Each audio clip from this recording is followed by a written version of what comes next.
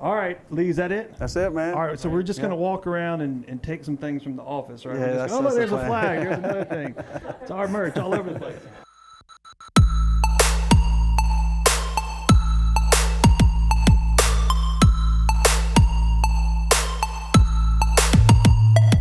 We're here at 400 South Tryon, the headquarters of your CLTFC, and we got this great logo that was just put up. Today we're talking to Dan Locke, the manager of the academy, about all the good things he's doing to bring up the youth, to learn how to play soccer and play it well, and all that kind of stuff. So Lee's gonna talk to Dan, y'all take it away. All right. Awesome.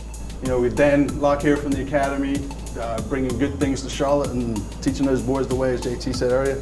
So Dan, you originally came from Seattle in terms of your previous gig in the MLS to Charlotte. So just tell us a little bit about your background, man, and how you got here. So originally from Sheffield, England, and then came over to the States around 2008 to coach. And then predominantly in the Seattle area. And then during my time in Seattle, worked a lot in the kind of the youth club PA kind of environment. Just shortly before joining Seattle Sounders.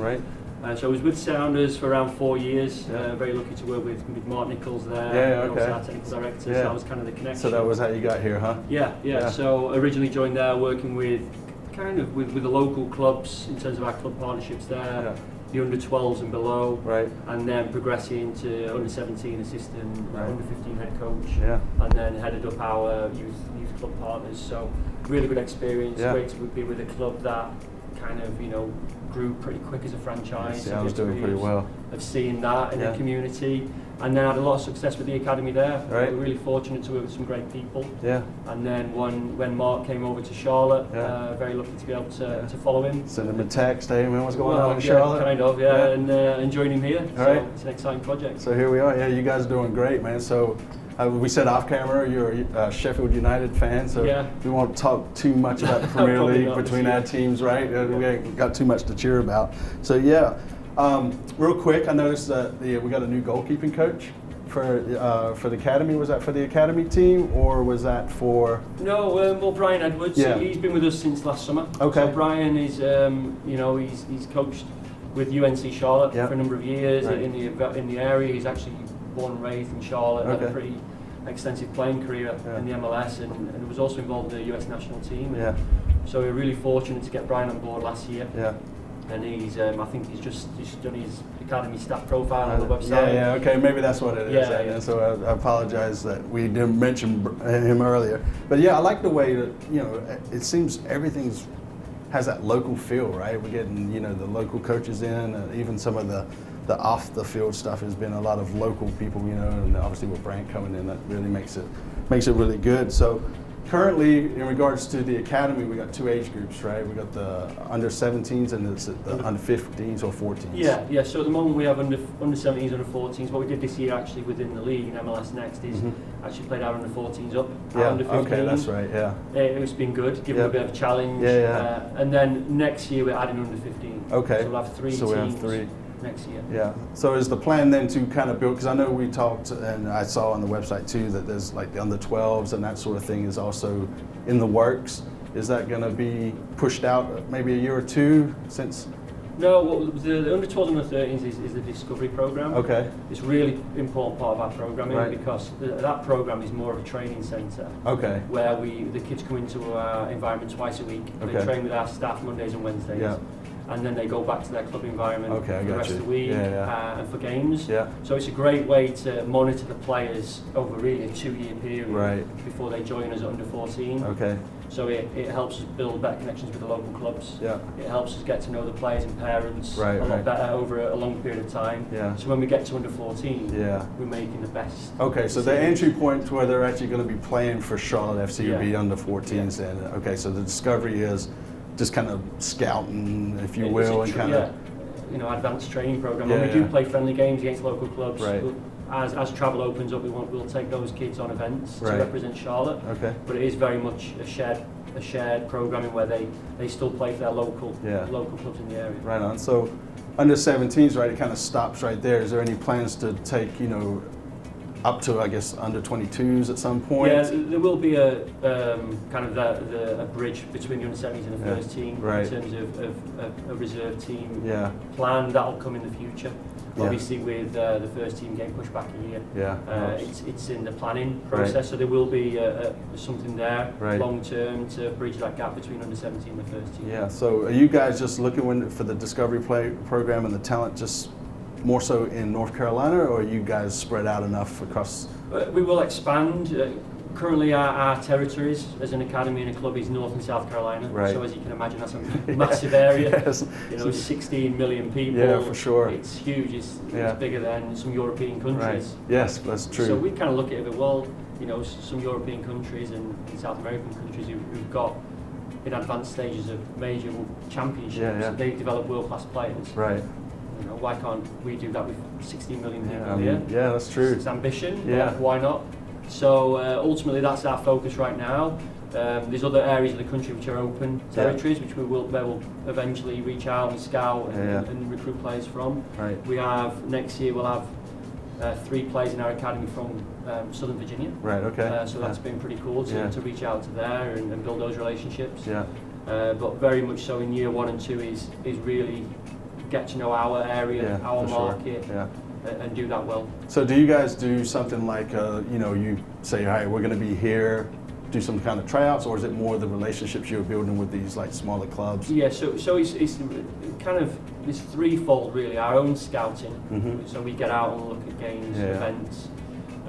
We have a massive database. We've probably got, in the last year, done over 850 player reports. We've monitored over 1,000 players in just a year. Yeah, that's a lot. Wow. So Alex Martinez, our head of recruitment, Patrick Daka heads up our discovery program. So both those guys do a lot of work with the scouting. Everyone in the club, from Mark Nichols through to me, through to those guys, it's pretty extensive in terms of the scouting. And then players can also submit their interest online. Now that isn't a guarantee they would get a trial, but it's a point of contact which we can look at their submission, then maybe go out and scout them, do some homework with their local club. We have local clubs recommending players for us, which again the discovery program really helps with that. And then we've done a few talent ID events. We've done 4 so far.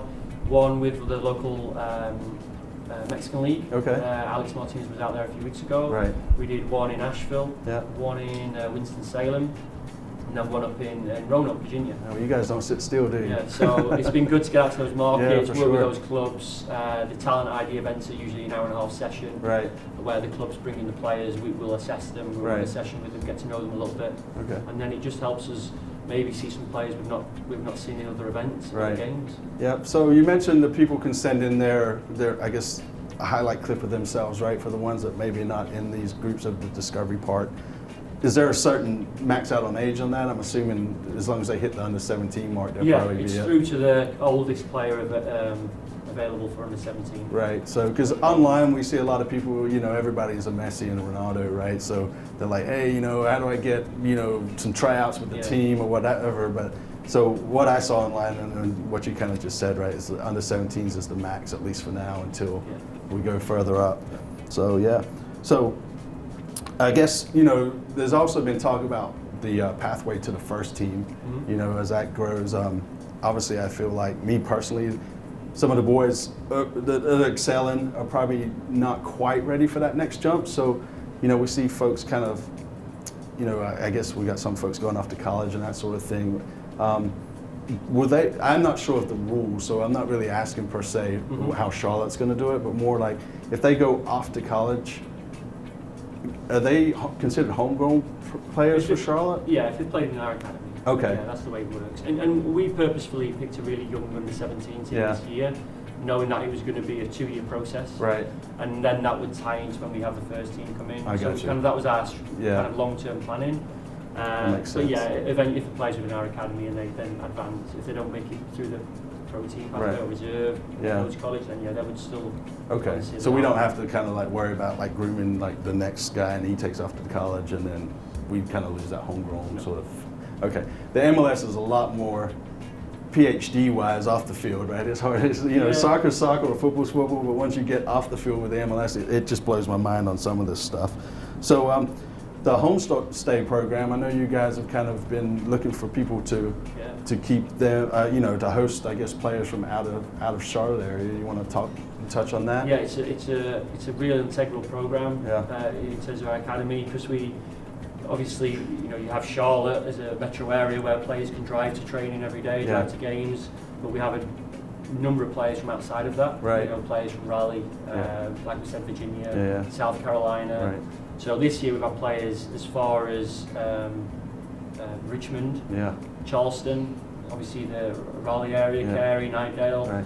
So, and that's going to continue to grow. Right. So it's important for us that we can provide the players with a place to live here, so they can commit to the academy full time, and still have as much of a normal life as possible. So we've had 6 families this year house the players around. They've been wonderful. It's really cool that they've taken them into their homes, made them part of their family. Right.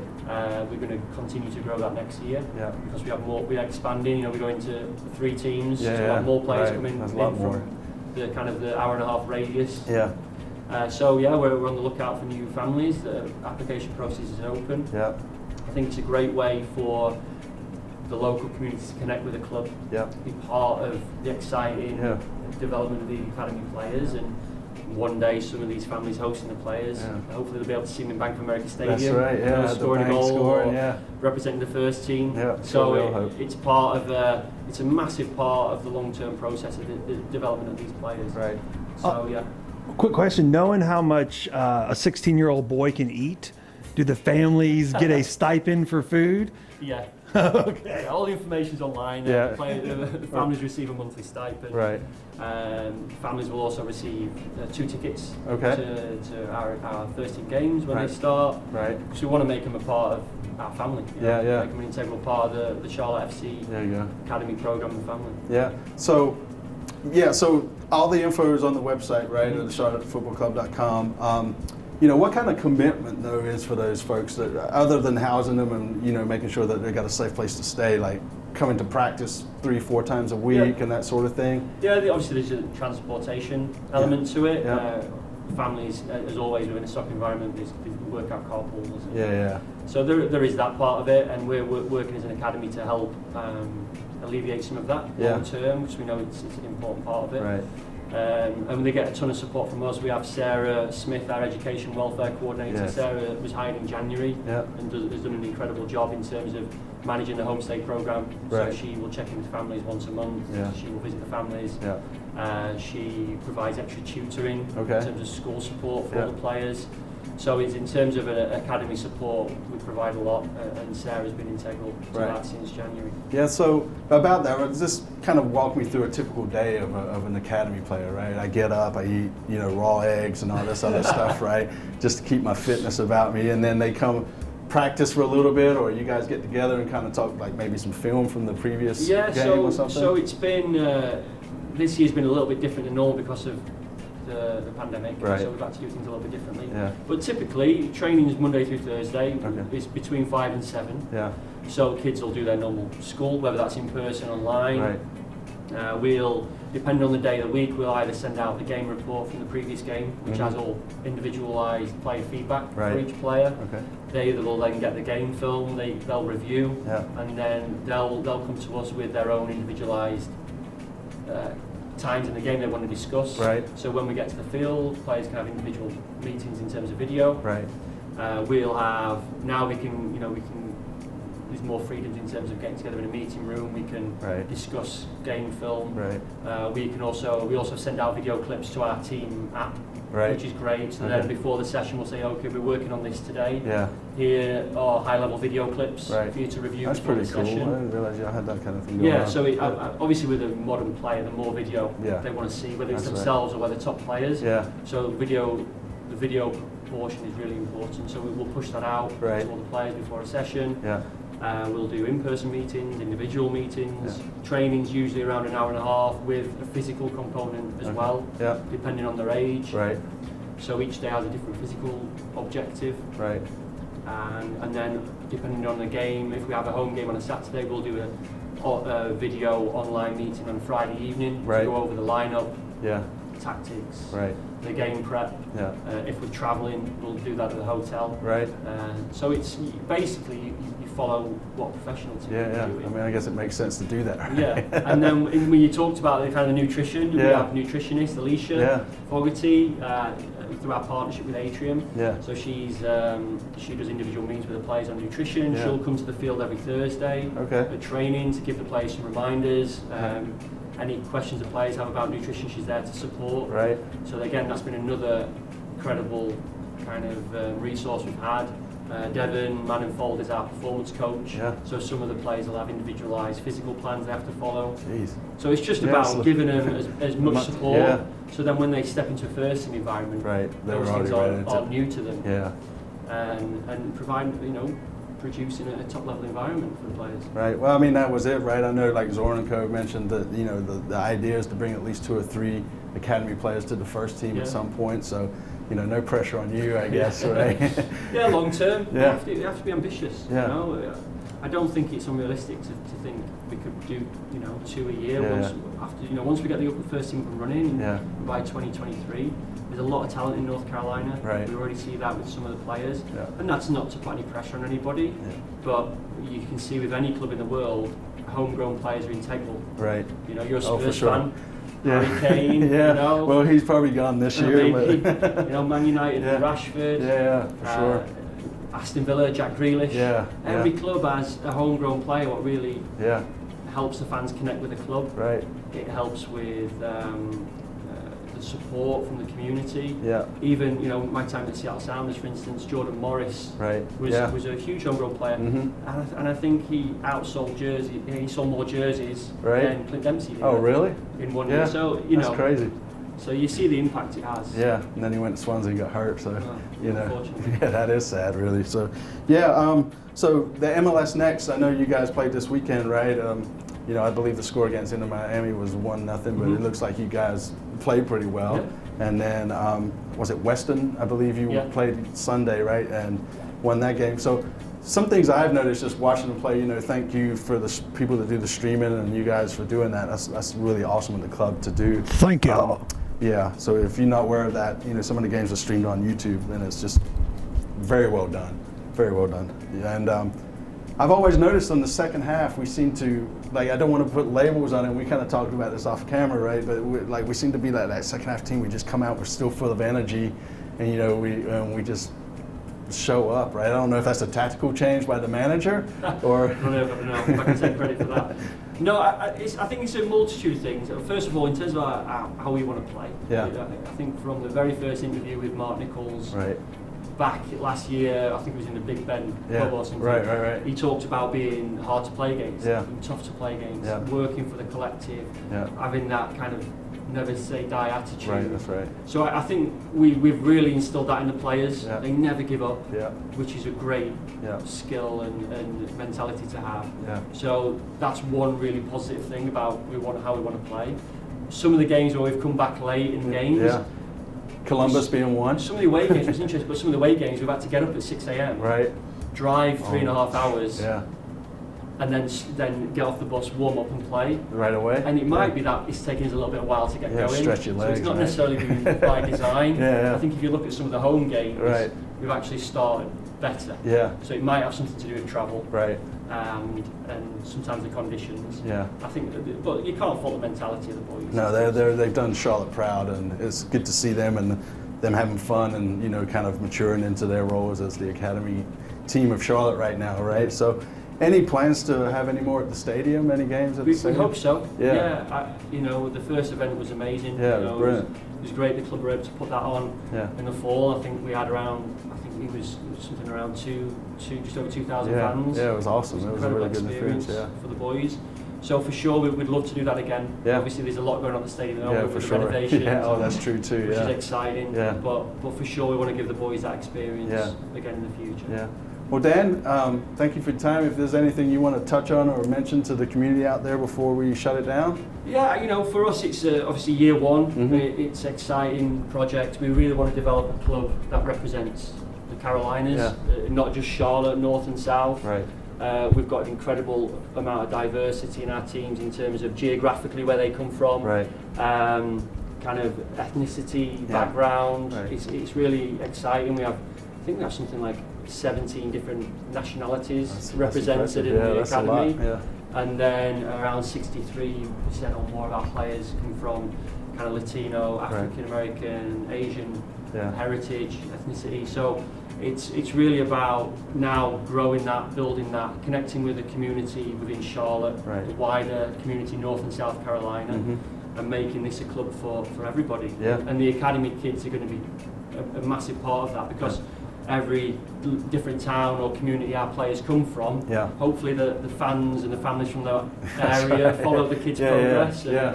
I think it's a great way to build a club by having that within the academy. Yeah, we're excited, man. You're doing an awesome job, and we appreciate your time today. So thanks. Yeah, we really do appreciate it. And thank you for being the leader of the youth, for not only bringing them up soccer-wise, but bringing them up as men, which is not an easy thing to do. So that's cool. And hey, let's just give a big shout out. Let me get around the camera. If I can get on here. Let's give a big shout out to CLTFC for diversity and inclusion. We're all for that. All right, Lee, is that it? That's it, man. All right, so we're just going to walk around and take some things from the office, right? Yeah, look, there's a flag. There's another thing. It's our merch all over the place. Thank you so much for your time. Yeah.